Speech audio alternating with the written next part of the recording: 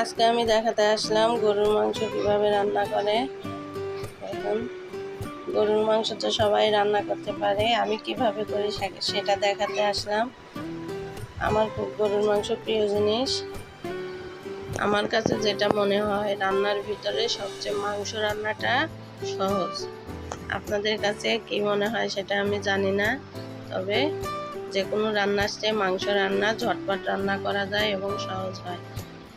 সবগুলো উপকরণ দিয়ে দিলাম: আদা বাটা, রসুন বাটা, মরিচ গুঁড়ো, কাঁচামরিচ বাটা, হলুদ গুঁড়ো, তেল, এলাচ, দারচিনি, লবঙ্গ, গোলমরিচ, পেঁয়াজ কুচি সব কিছু দিয়ে নাড়া দিয়ে নেব।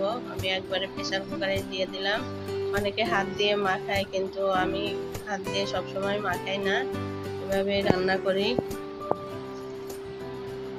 আমার কষানো প্রায় শেষের দিকে। বেশিক্ষণ ভিডিওটা টানবো না, সেই জন্য স্কিপ করে করে ভিডিও করছি।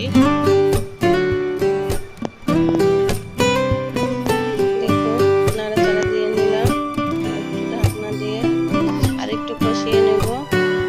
বেশিক্ষণ মাংসটা কষালে মজা হয়। গরম মশলা আর তেল দিয়ে আর একটু কষিয়ে নেব, সেই কারণে এটা দিলাম।